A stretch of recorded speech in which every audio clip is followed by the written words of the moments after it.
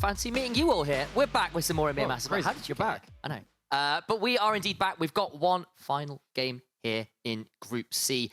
It's LDLC OL hitting the Rift again, this time against eSuba. And it was a very interesting game first time around, but as it stands, Anonymo and LDLC are the ones with the wins to their names, while Unicorns and eSuba are currently on the 0-1 point. Now, in all of our groups yesterday, in the two groups which played yesterday, we ended up with a load of like 2 and 1 teams in Group A, and then a load of 1 and 2 teams in Group D as well. So if things are keeping on with that tradition, we might see ourselves some games going either way at this point. It'd be really cool to see one of these other groups kind of really blown open into wide contention. Yeah, for sure. In fairness, it was a relatively close game in the early portions against Unicorns, but later on they did come out ahead, and now we're instead over towards eSuba, who again, similar kind of deal up against Anonymo. It was very close until some fights started going away, and it really slipped away from them. It did, and it felt like at their draft that they had against Anonymo, it felt like they'd matched scaling with scaling, and then they got a little bit outdone in that factor as well. They tried to kind of play the same way, particularly the Victor versus the Seraphine is the last pick. I'm not sure that was the real big pick for them, but still, just their first game on stage of the day and of the tournament, or of this group stage, came through those plans. But looking at what happened in that one, a little bit more detail, this was a good moment. We didn't have too many of them in this game. Didn't indeed. They get first blood, which was very late on into the game, honestly, in both games, and then it kind of started getting a bit stalled out. But then the problem was, Hero just decided he was going to be a solo kill machine. Got 3 across this game, getting 1 off the top laner, 1 onto Warszi in the mid, and then later on 1 onto DANY Zeri under tower, no less. And despite DANY actually having a pretty good game on the Zeri, the one team fight that got particularly close besides this one, which happened a little bit later, in fact, we're probably going to see a replay of that anyway, was when he managed to do that kind of scoot over the wall, try and get into the back line in the way that only really Zeri or Kryze can. Didn't quite make it work though. Didn't quite kind of stick to that. Still, if they want to go towards this late game scaling kind of equivalence, at least the play from the AD carry and the mid laner in these team fights was largely pretty good in terms of the damage they were putting out. It just felt they didn't have the tools to finish off the job. Yeah, and perhaps there's something to be said for the fact they might have been just a little bit too timid. Didn't want to pull the trigger too much and kind of eventually fell off when it was too late. But now we're going to have a look over towards LDLC OL. Backlund going up against his former support in the likes of FGG. I love that. There's so much to go. I thought it was Kryze the top laner for... No, because Kryze left JDXL, so it was later on because FGG moved into the team. Turns out, when you have a load of these players playing with and against each other across different regions, it can be quite hard to track. But we've had now Backlund coming in. I suppose it was obviously reigning champion of the LFL, but had that 2-region, 2-title winning streak. Talked about that one enough. But he himself got out on a fairly low amount of HP a number of times in this game, and him and crew did a really good job, again, of using the HP bars as a resource, making the Unicorns fight for every bit of HP they had. We talked with Sheepy about how he thought the game went. He thought that maybe Unicorns fought a little too early, ran into their champions, which are a little too hard to kill, or take a little bit too much time to kill. Yeah, they need to play it a little slower, was the impression, and they didn't necessarily play out the confidence as they could, but LDLCOL, on the other hand, played out particularly the later stages with a lot of poise. They get the Baron, they begin to get the towers, and they do a great job. Even notice in that replay that Funky was absolutely pinned against the wall with Cataclysm. I actually didn't quite see that. I was like, wow, that's unfortunate. That's really unfair. That's got a whole load of counterplay to that one. It's kind of remember when Trundle pins you against the wall with his pillar. Yeah, really annoying. I mean, in fairness, that is a Zeri who normally does put certain particular choice when it comes to jumping over walls and making people very sad. And maybe it's time that she gets pinned somewhere she can't move. Yeah, not gonna lie. What comes around goes around, I suppose. Exactly. Either way, coming into this last game, does feel like now eSuba have themselves a chance to kind of pick up the slack a little bit. I don't think they played a bad game in their first game. It felt like, again, they were just a bit outscaled. I think that they do need to capitalize a bit more on the vision control, which they showed us they could actually do very well in the early game. It felt like that was step 1 of several that were missing after that point. Against LDLC, one of the big things we talked about them, it can be a bit boring to listen to, guys, but wards mean an awful lot to these teams when they're making the decisions which decide the game.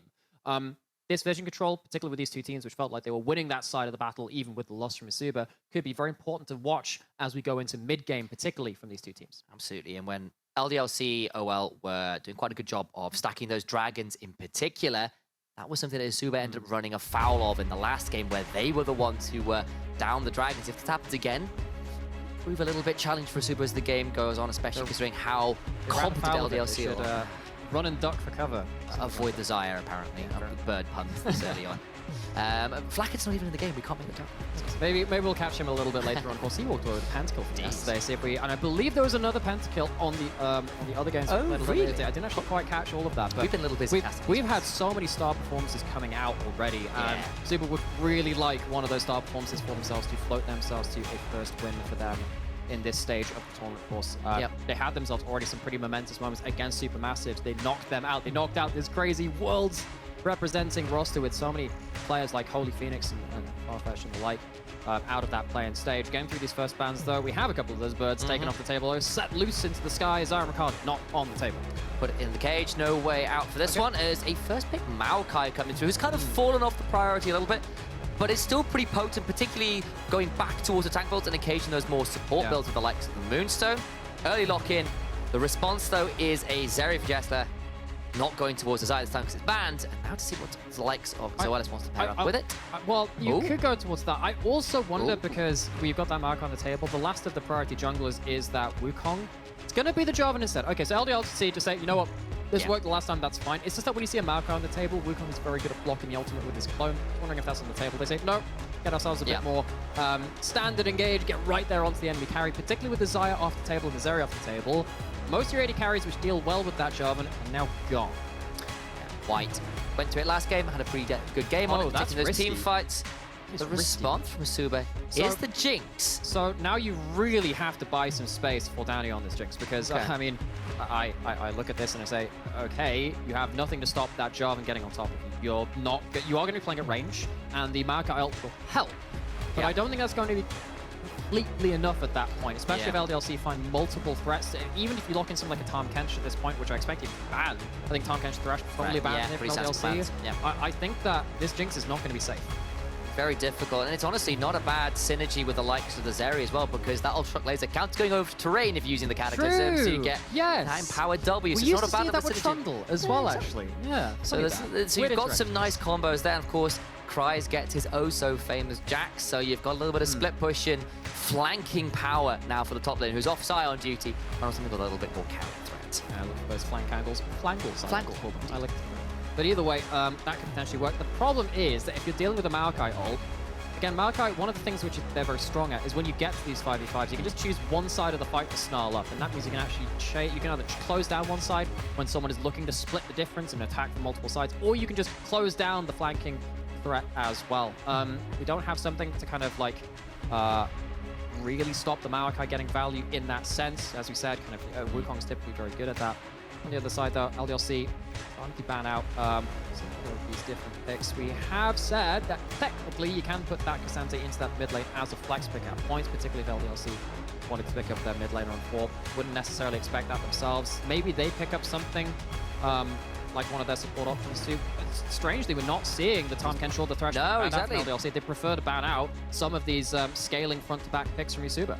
So the Lulu is gone, obviously a very good pairing with the Zeri, and of course the Renata last game from Zoelys was pretty damn strong, so they're going to not have that one there. Jeskla once again hovering that Nidalee. Backlund's LeBlanc. Backlund's LeBlanc is an old school favorite. That and his Akali ring true in my mind as two of his most iconic picks, and on it again here, both the solo laners with a bit more pick power. Well, one thing that's quite funny about this is now obviously LDLC just beat the LeBlanc on the other side. They saw the masks and said, Backlund going back to his pick, and maybe he didn't have the best time in that laning phase, but now he gets to take one of his favorite champions to the table. Surprise. This time, Kench, completely expected. As we said, extra peel tools really needed for this Jinx in this composition. You're not likely going to be getting away from that Jarvan also easily, but now the problem is, looking at it, there's only really one engage option from LDLC. So if you lock in a last pick here, which doesn't have engage from LDLC. Is it a Blitzcrank pick? You get the 2-for-1 special? Not a bad idea, actually. I don't mind that. I'm dumb. I could be well wrong. I was thinking, it's either that. I mean, the Rakan's gone in terms of that, but something like a Blitzcrank has been a meta option across some parts of the world. LPL's really loving that pick right now. You also go for something like that Nautilus. Well, you really want to engage something. You have been magical, Sam. Thank you. So I'm going to be play-by-playing now. I'll explain to you the game, because that's a really good pick. I really like that. It's also very, very good. And rather than just the 2-for-1 special as well, one thing it also does shield breaks. Now, if you are playing around grey health on that Tahm Kench and you get snarled up a little too much, you go, oh, I've got to pick, use that thick skin, removes it with that Blitzcrank ult. So watch out for that. It's not very hard engage from LDLC, but there aren't many people that can stand there and really tank that hook. The only person is the Cassante with W that can ignore that. Yeah, no one else really going to be enjoying picking that one up. Clever, by the way. It's a very rare occurrence, guys, so I'll take the few wins I get. But here we are, and you sort of see LDLC's combo. It's a lot of pick, a fair amount of split push. If you start getting the vision control, LeBlanc, Jarvan, Blitzcrank throwing skill shots and pick CC from over the wall gets very scary. Super would love a front to back, though they've got a decent amount of flank options themselves with the likes of Taliah and the Maokai.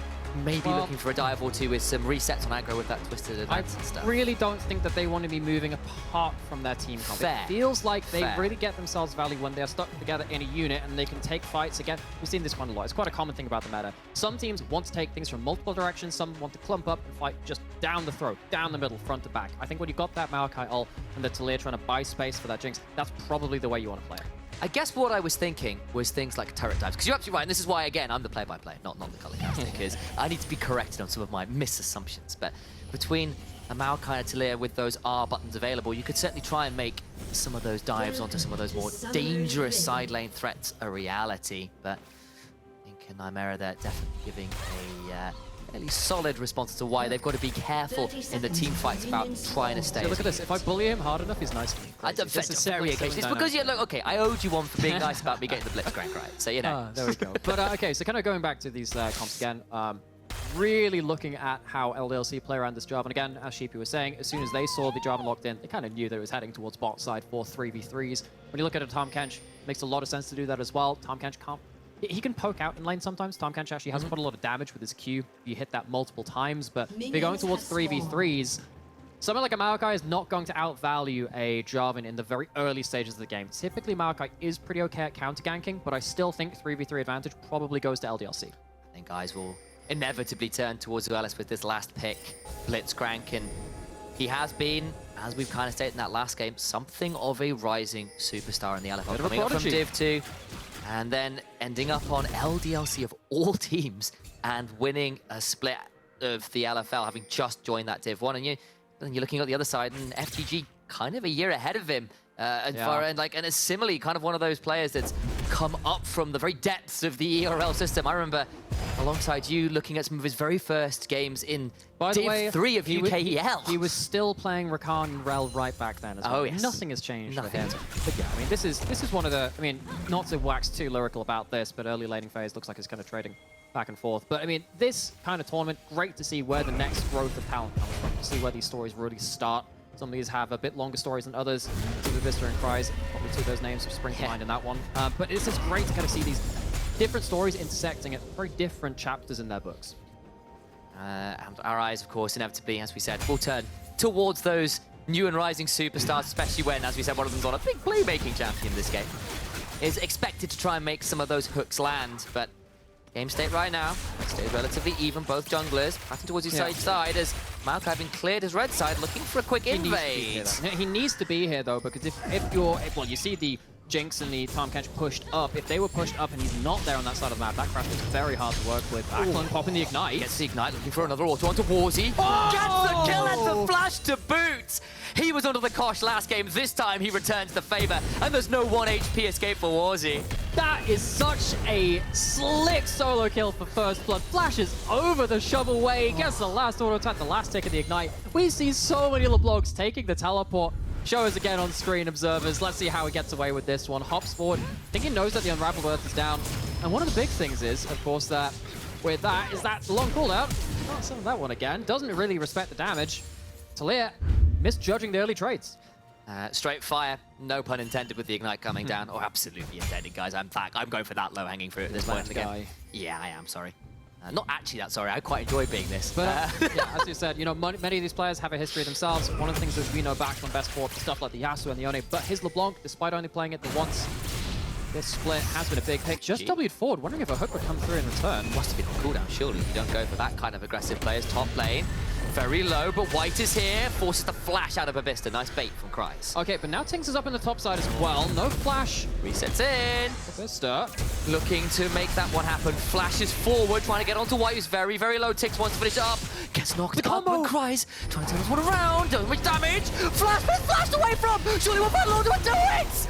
They trade! I don't even know who picked up first blood. I think it was Kryze. I think it was. Looking down at the bottom right-hand corner, Kryze picks up the extra 100 gold, but we were talking about how bot lane maybe the Jarvan could get in there early. Both junglers meet on the bot side of the map, which fizzles out there, which means the next crack at the map was at that top lane. So now, a lot more action than other games in the day. Kryze with a bit of gold traded, of course, to his other lanes. So it's actually evened out in terms of the kills given over somehow, some way. LDLC, though, coming out with plays across the mid and the top lane. This got incredibly close. Yeah, because we saw, of course, bobista flash away from the initial combo. That's had a little bit of time to come back off now, so White buys just enough time. Get away with one autos left of HP.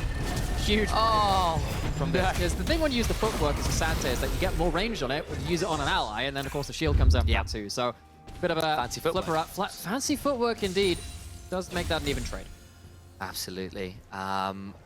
Slight apology on my own as well. I said I don't know who got first, but because Backlund did in the solo killer play, I got a little bit hyped. First blood, okay, technically first blood in the play, but the extra goal actually does not work. I also didn't pick that up either. No, that was like you shouldn't have trusted me. I trusted you. Either way, that was a mistake, really. Yeah. So the extra goal goes over to Backlund. He is now on their first back right. Picked up.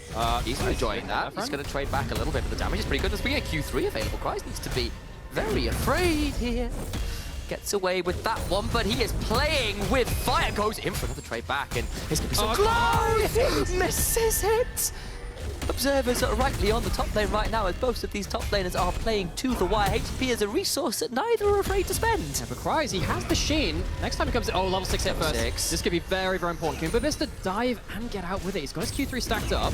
This is the Q3, but White's here. That could make things very tricky. Counter-Strike available, looking to go forwards, but doesn't use to pop it. Now White going in, but remember there's 2-level disadvantage. No red buff for the additional burn, so I think it's just going to be a trade.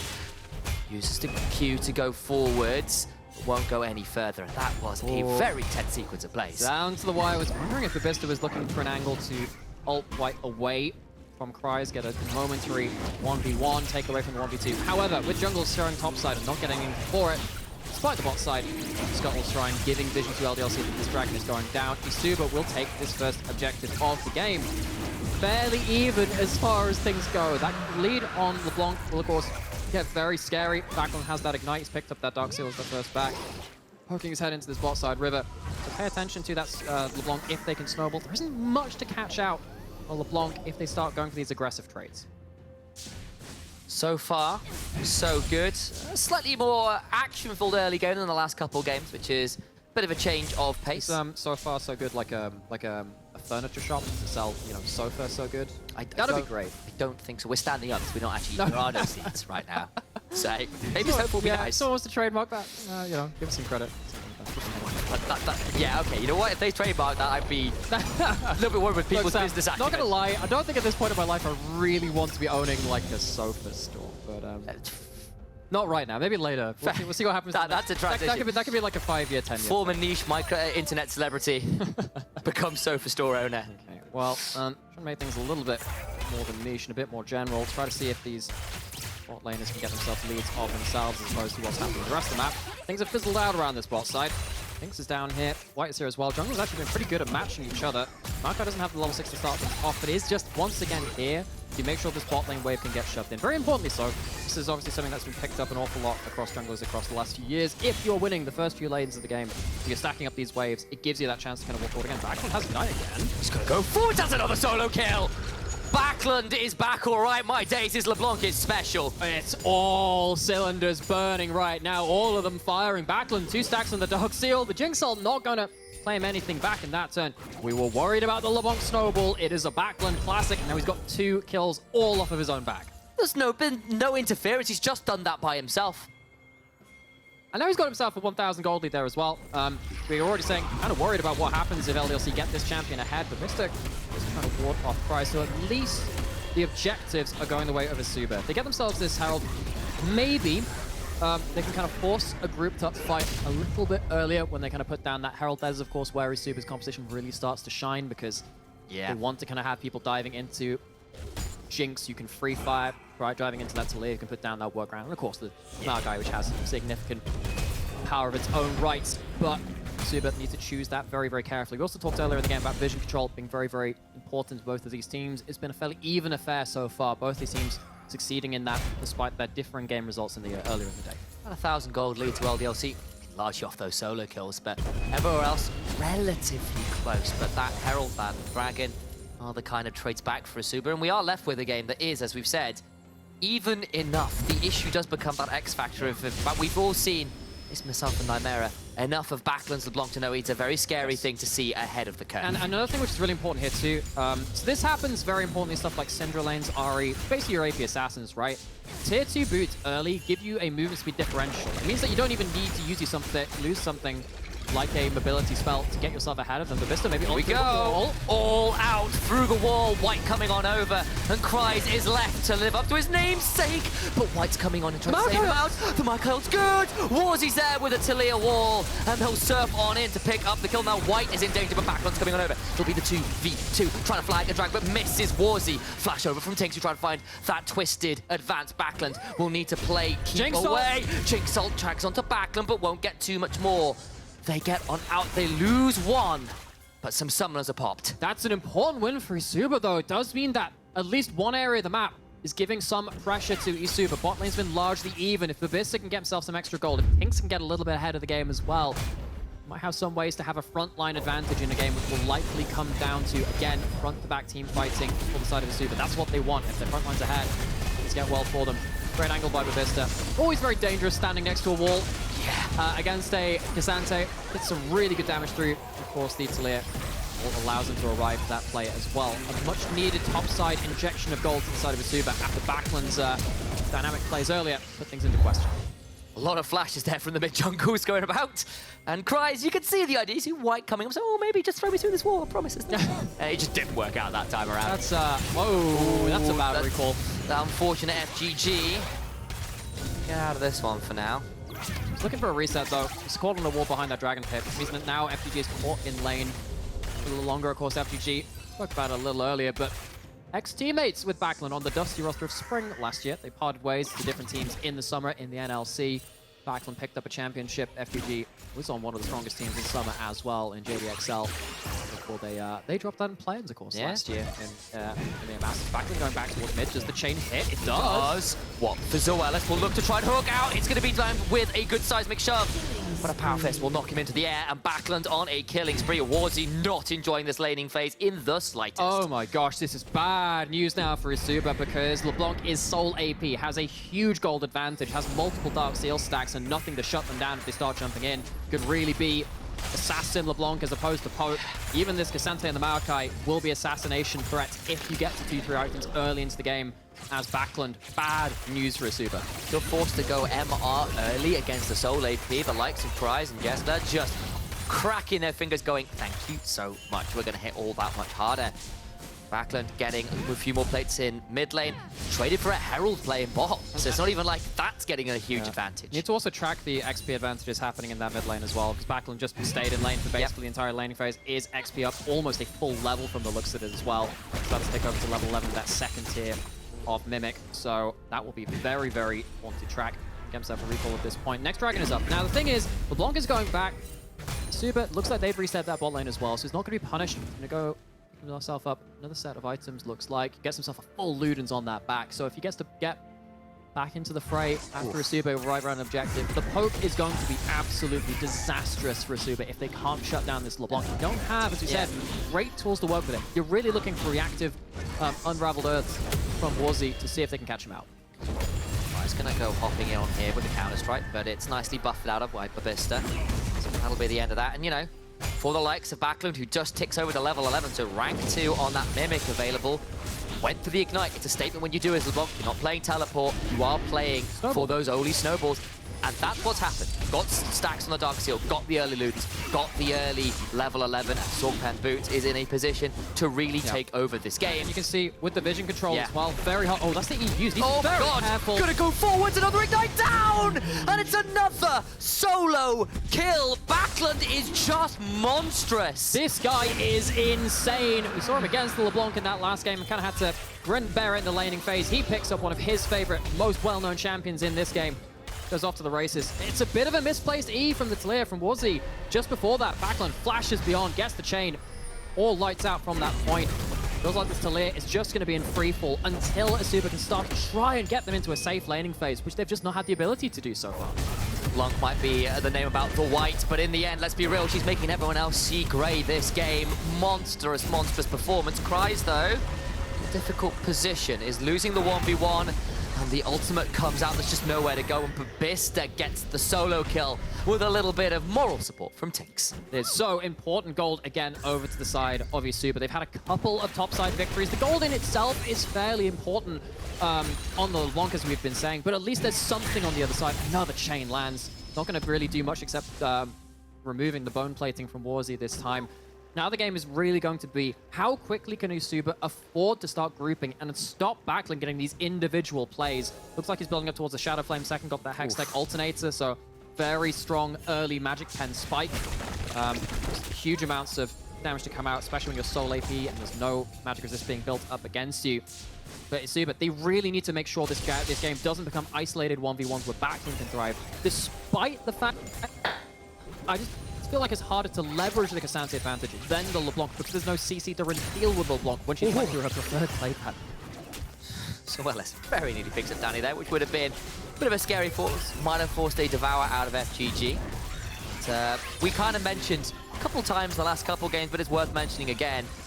With the advantage that's been found in mid, you are playing into a Snowball LeBlanc and a Blitzcrank where you are losing vision control in your own damn jungle. Exactly. That's the next step, right? Because it's about using that advantage to play through what your champions want to do.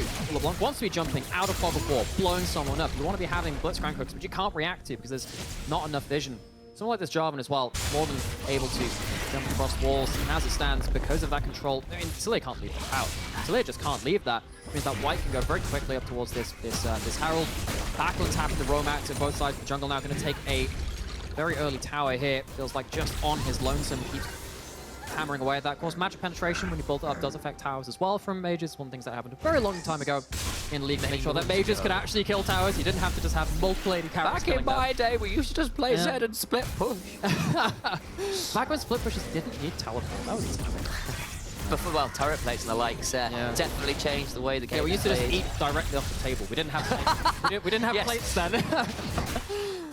Back in the old days. We were savages back then. Oh, not again! My God! I am sorry for the things you have witnessed. Someone get parental permission. I'm not sure you can watch this if you're not above the age of 18. Magi's? Magi's, anyone? Anyone want to buy the book? TynX is way away from anyone to help autographs.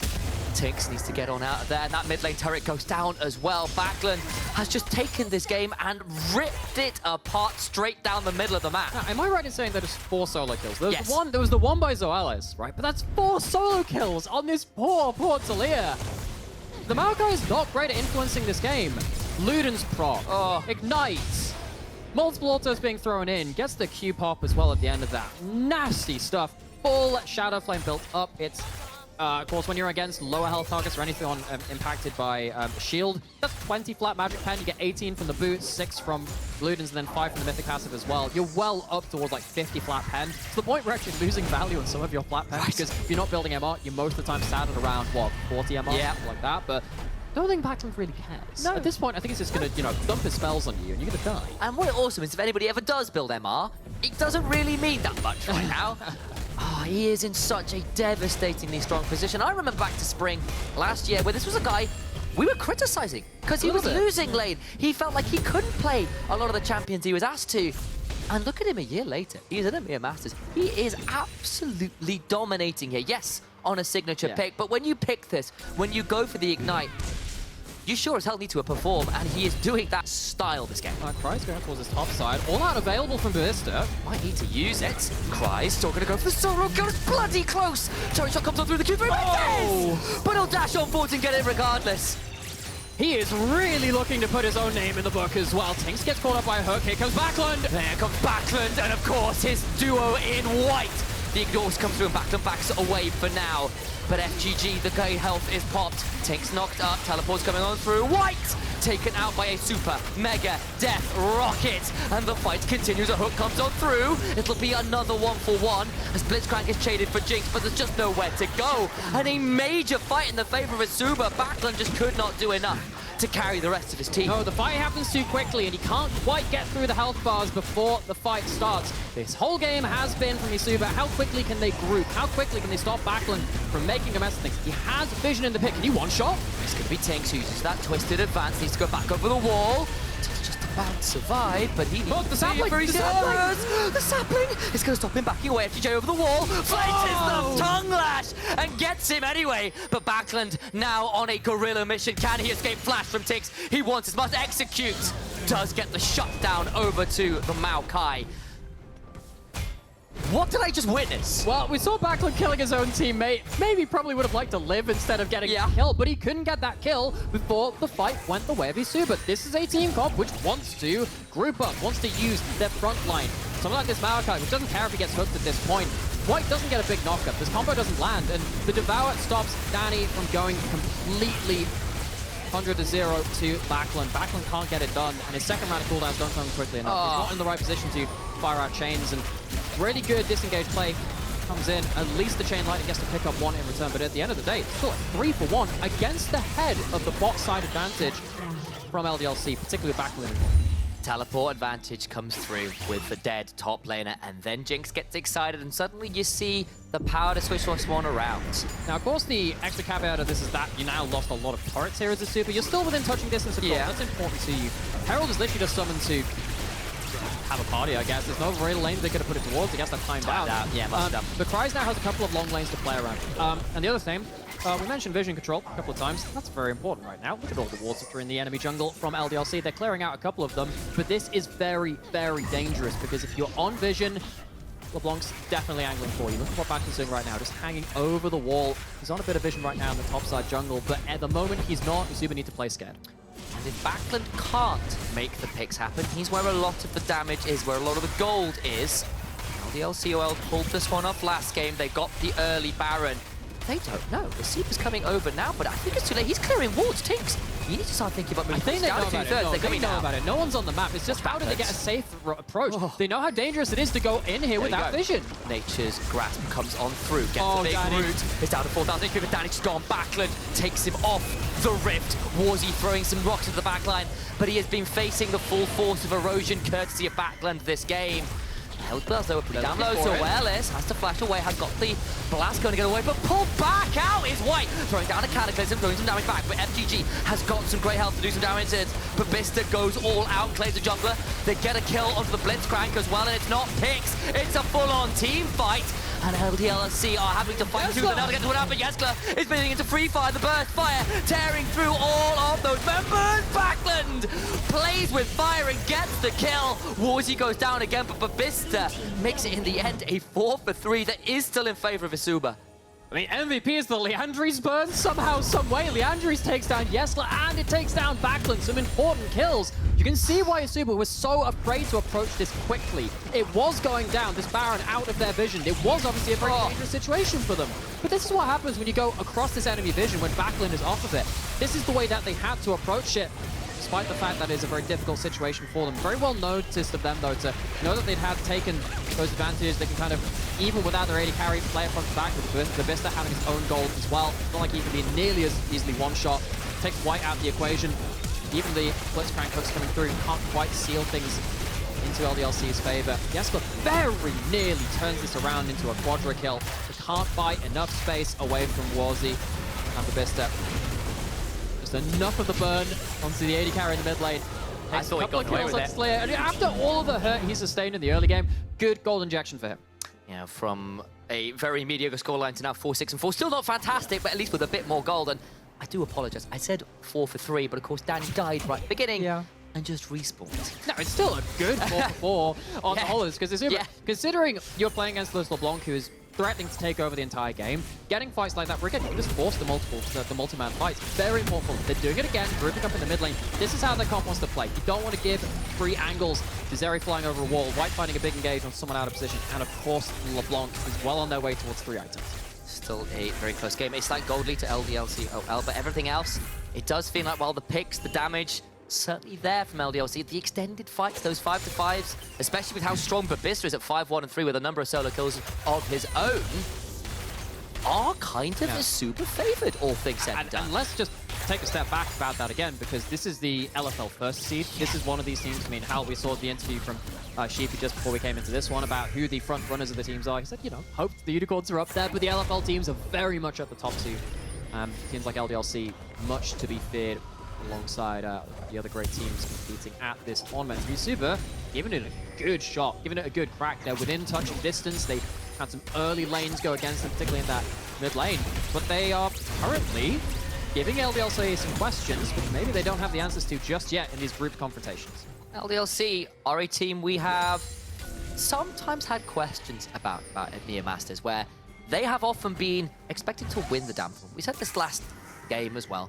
But they have sometimes, just sometimes, not been able to translate the dominance they have had in the LFL consistently when it counts at EMEA Masters. The thing is, this is a completely new roster for this organization. And we thought, hey, surely this can't happen again. Right? New players, new lick of paint, still winning the LFL, doing really well for themselves. As we see this, Kryze going to take himself a dragon under the noses of eSuba, who, again, walking around with this 5-man unit. They need to do that. They understand that. LDLC, good awareness of them, I suppose, to spread a bit thinner around the map and take the advantages that they can. But LDLC, as you said, you know, another team which has really capitalized on expectations in the way that has been wanted of them. In a lot of ways, they haven't won the EMEA Masters for a very long time at this point. I believe, was the last time, Saw that one. But coming into this game, of course, this is group stage, folks. It's their second game. It's just the fact that they're being pushed at this point. We just want to put down that thread a little early. Look, it's early. So it's, I mean, this is a very British thing, but you remember Blue Pizza? Where it's kind of like, oh, we're going to teach you how to make this. Here's what we made earlier. We're just preparing this right now because LDLC, they're back onto the Baron. This is forcing a fight again. Can they get the picks? eSuba, they came in through planes. They took out Supermassive. They have been so ready to prove so many people wrong by taking on some of these bigger names in the League of Legends scene in general, frankly. And here again, they might just be able to pull off some madness against LDLC OL. Of course, TynX was on LDLC many years ago, back in 2018. I mean, there's no damage between TynX and FG. I don't know why I'm getting excited there. I was like, I was having that felt down. I was like, wait, I've got look. It's a tag Maokai and a Tahm catcher. Like, why are they stood in this brush really aggressively? I guess they're just there to just make sure that White couldn't get an engage onto the extended Jinx in that mid lane. We have 3 items hit for Jeskla now at this point. Not gone for the very quick plays, gone for that full dominance regards. It is purely about killing that tank front line, especially with the 2,500 gold lead to TynX. We were just mentioning, the LDLC member from years past.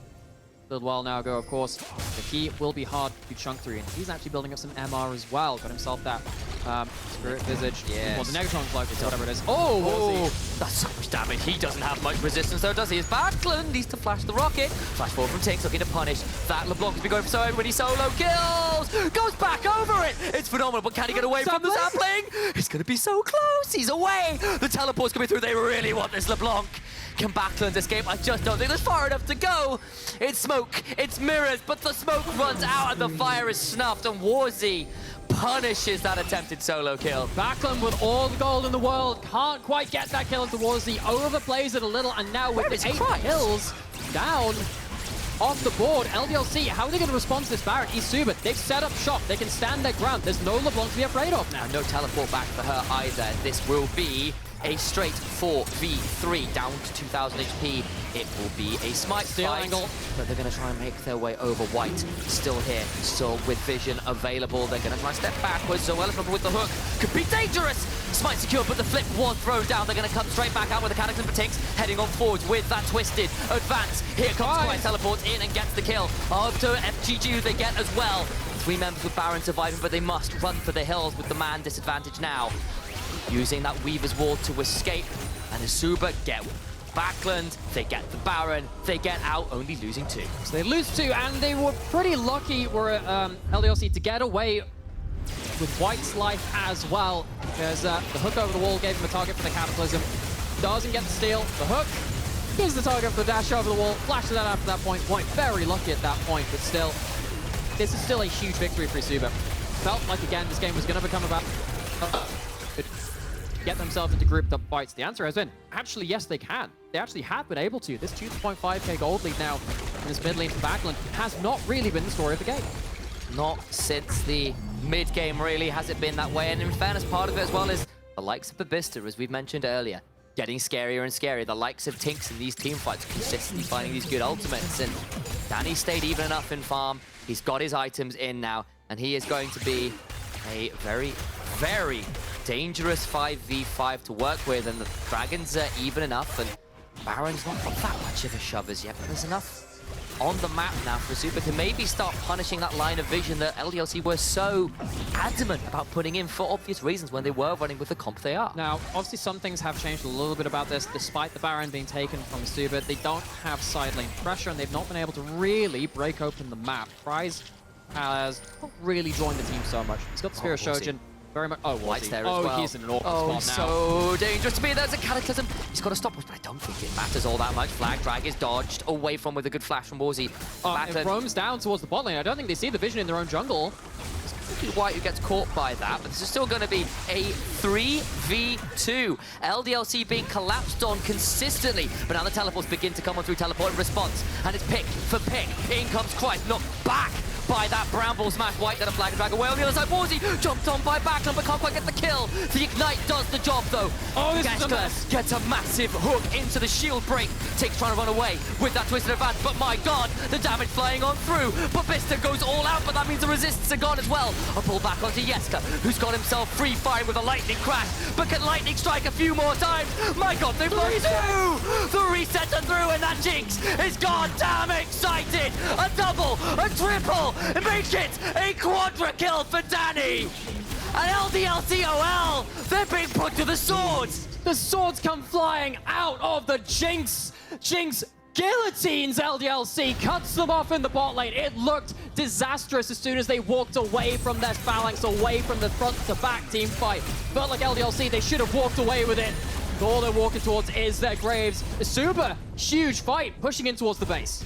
They should have known better, shouldn't they? French royalty being guillotined. Feel like I've heard that story somewhere before. A phenomenal comeback after an early game that went oh so wrong. They'll get the inhibitor. Okay. They get themselves a massive point of power. They can return for a dragon as well. What a fight. Have to have a replay at that one. It felt like there were so many individual moments which could have turned that in the favor of LDLC. I almost wonder if LDLC made a mistake finishing off Warszi, particularly when you committed Backlund into that side of the fight. It felt like that damage could have gone on to Jinx, could have gone on to someone else.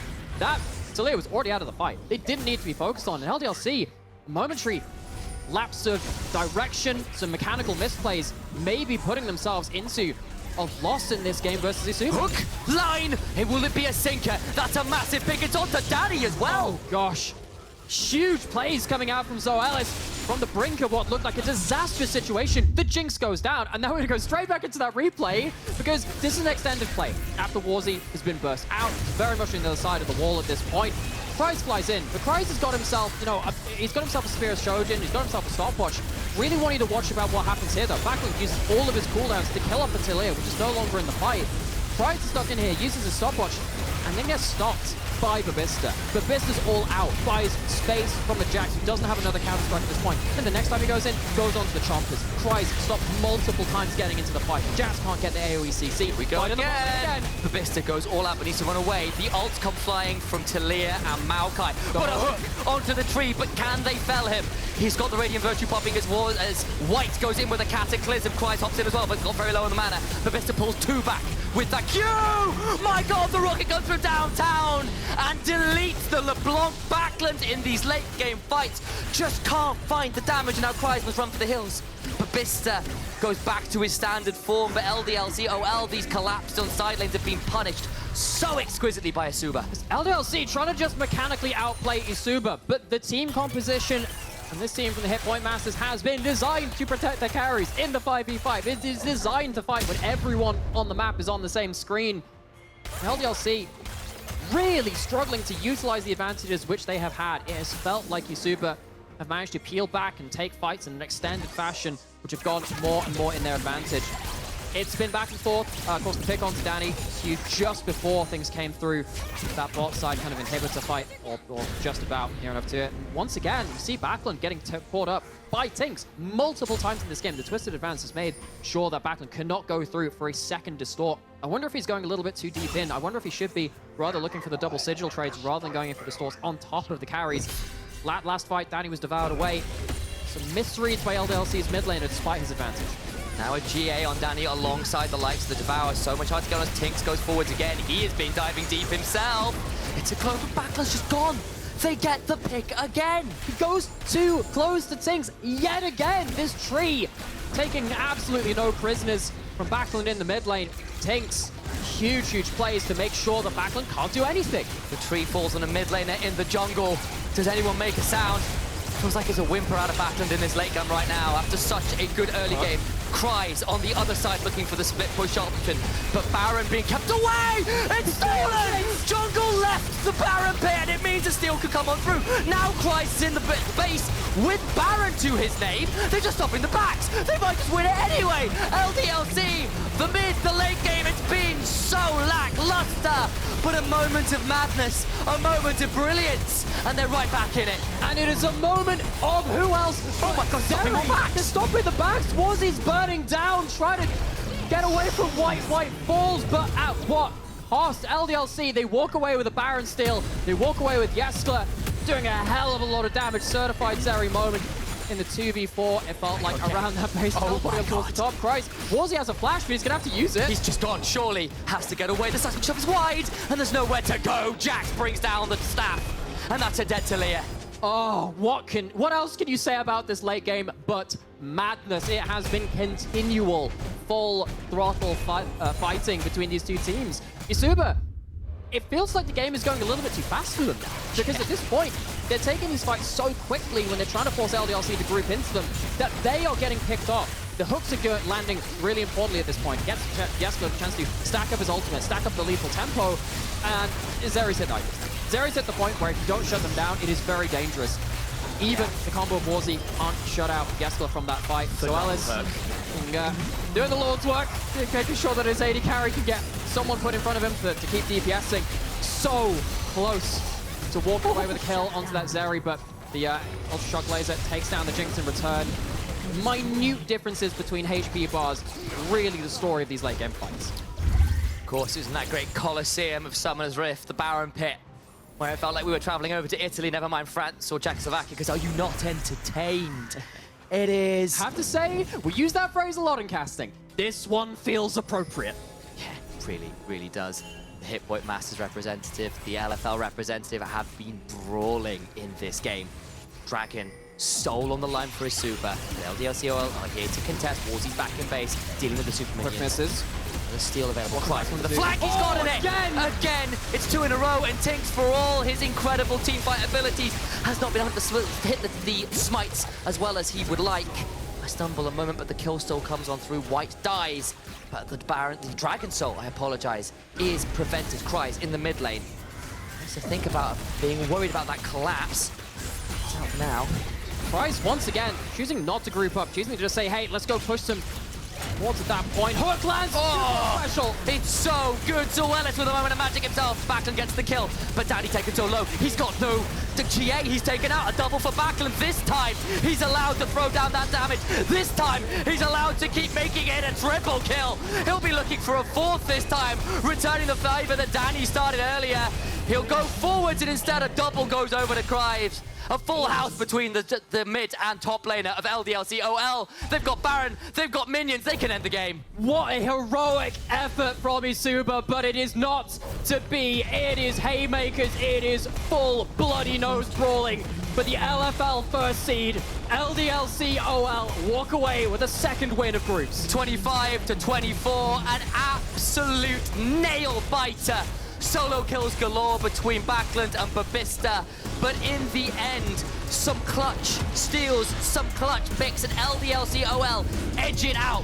They are 2-0, but my god, did they need to work for it. gonna say this now. Incredibly entertaining game. That was so much harder than it needed to be for LDLC, it felt like. They had a huge advantage, but they struggled to leverage until the late game. Credit to eSuba for forcing LDLC to group into them. Do need to get a little bit worried, though, for LDLC in that game about getting caught up in the pace of the game and drawing themselves away from their own win conditions. That LeBlanc should have very much ended the game very, very quickly with that amount of gold. You are the sole AP on your team. So some, I think, rightful criticisms at that point coming through, but also looking at the way that eSuba kind of forced them into that point, it's great to see that the Hit Point Masters representatives here in the group stage can do so much work against one of our, I suppose, pre-tournament favorites. Yeah, Supermassive was taken out by them coming out of playing stage. They nearly take down LDLCOL. There are no free wins, it feels like, in the EMEA Masters a lot of the time. There are so many teams who are ready to brawl with the best of them, and my God, did they brawl this time around. What else do you say about that, really? I mean, we basically just saw like a 5v5 montage for the last half of that game. Absolutely insane from kind of like both sides of this. And then again, kind of talked about it from the LDLC side to kind of say, maybe they shouldn't have got drawn up into the pace of that. But credit to them for somehow seeing it out in a real no-holds-barred late-game scenario. Absolutely, but our eyes instead need to turn towards an interview because Backlund, the LeBlanc maestro himself, is here to talk with us. And production, if we could switch over to the feed, that would be really helpful. Yep. So the minute. We see nothing. Exactly. There he is, the man himself. Blinking, you miss him. Backlund, good to see you again. You're playing for our rivals this time. It's not the NLC anymore. It's the LFL. But you've now come out of a game where it got real hairy despite some phenomenal plays in the early game. So I suppose our first question has to be, what happened in the mid game to let that lead slip away? I mean, after early game, thought the game was like really won. But then in mid game, we made quite some mistake, and at some point thought we even lost. But happy we managed to pull through in the end and win.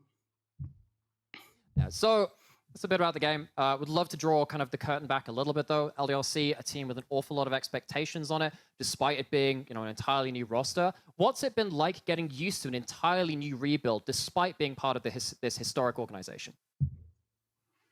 It's been really cool. Like everyone is new on the team, and I think we get really well along as a team. So the entire split has been really nice, and yeah.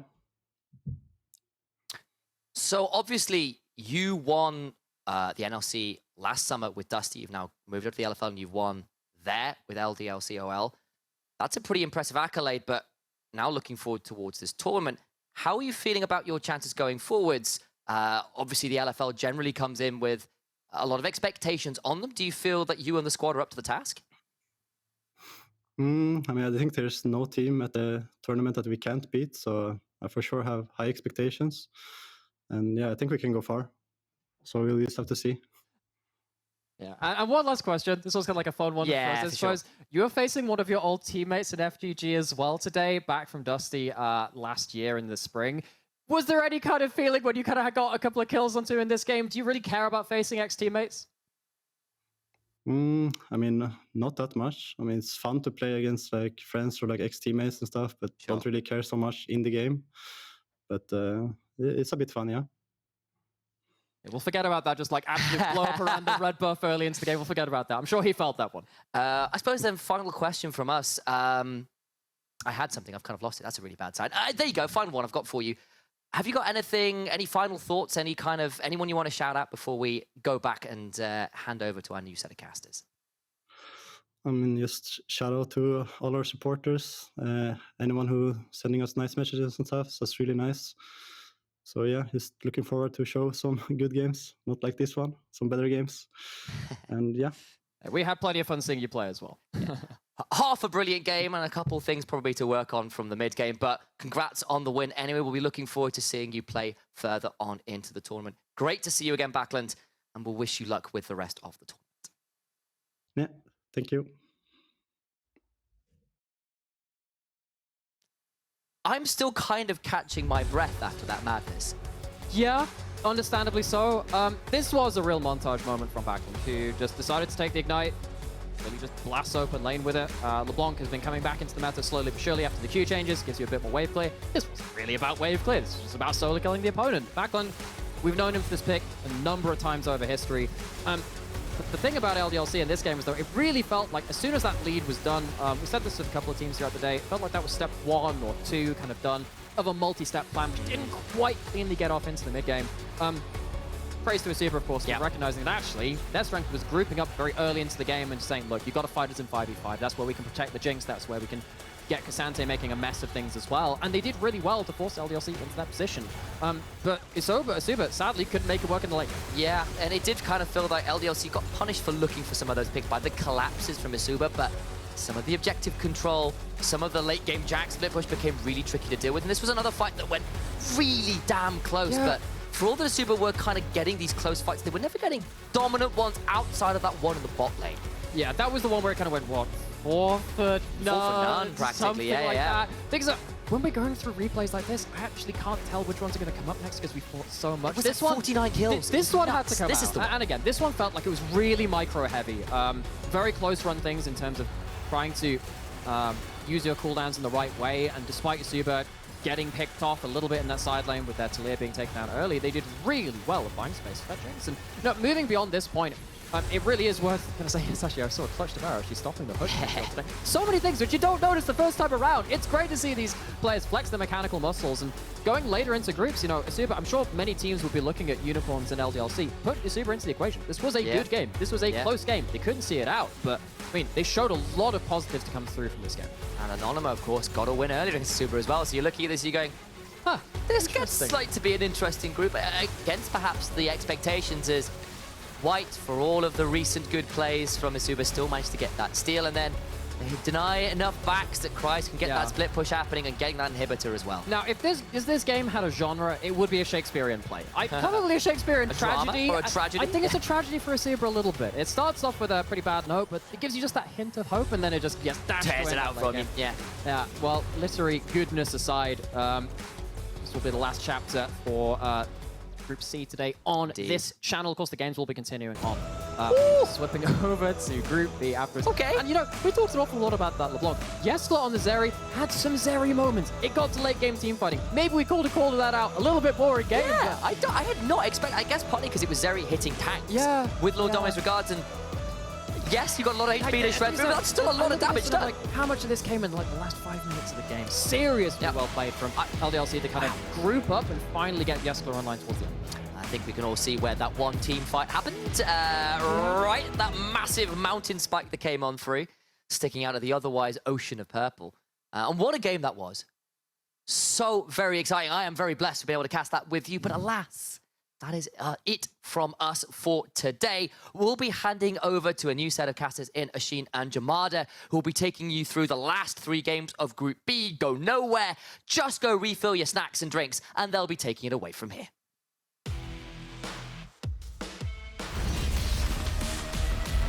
Oh my word.